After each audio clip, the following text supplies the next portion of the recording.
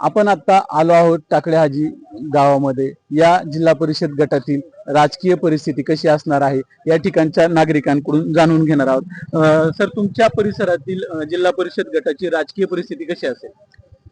आमच्या जिल्हा परिषद गटामधील राजकीय परिस्थिती सध्या जर पाहिलं तर दामोअण्णा घोडे यांच्यासाठी खूप अनुकूल त्याच्यामध्ये आहे। आज या जिल्हा परिषद गटामध्ये 4 उमेदवार त्या ठिकाणी उभे आहेत। प्रस्थापितांच्या विरुद्ध एक चांगला पर्याय या ठिकाणी उपलब्ध त्याच्यामध्ये झालेला आहे आणि त्याच्यामुळे दामोअण्णासाठी ही परिस्थिती अत्यंत अनुकूल या परिसरामध्ये आहे। दामोअण्णांच्या विरोधात असणारे उमेदवार राजेंद्र गावडे हे सांगतात की त्यांच्यावरती अन्याय झालाय। या मताशी तुम्ही सहमत आहात का? कुणीही सहमत होणार नाही। हा खरं म्हणजे या परिसरातील एक राजकीय वर्तुळातील मोठा जोक विनोद आहे असं म्हटलं तरी काय त्याच्यामध्ये वावगं होणार नाही। कारण गेले 60-65 वर्ष पूर्ण कुटुंबामध्ये सत्ता राहिली।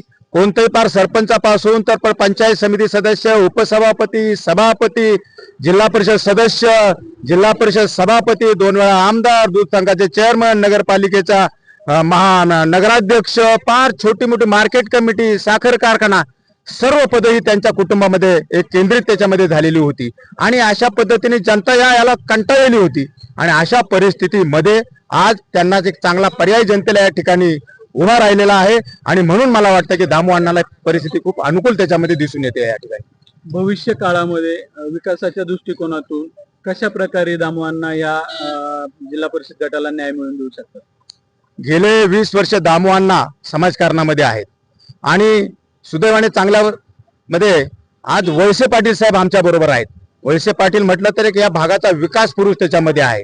आज वळसे पाटलांच्या माध्यमातून खूप मोठ्या प्रमाणात या भागामध्ये कामं झालेली आहेत आणि ते कामामध्ये सातत्य ठेवणं हे एक आमच्या दृष्टिकोनातून दामोअण्णाच्या माध्यमातून एक जमेची बाजू त्याच्यामध्ये आहे। मग आमच्या बाबतीमध्ये शेतकऱ्यांच्या बाबतीमध्ये म्हटलं तर लाईट असेल, पाणी असेल, तर ह्या 2 गोष्टीसाठी आदरणीय वळसे पाटील साहेब खंबीर नेता आमच्या पाठीशी असल्या कारणानं या भागातली कुठलीही विकास कामं मागे राहतील असं मला तरी वाटत नाही।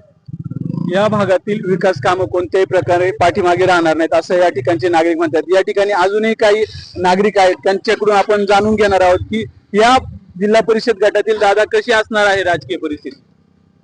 राजकीय परिस्थिती चांगलीच राहील आणि दामोअण्णासाठी योग्यच राहील। दामोअण्णांसाठीच का योग्य राहील? बाकीचे अजून 3 उमेदवार आहेत त्यांच्यासाठी नाही राहणार का? कामकाजासाठी बरोबर।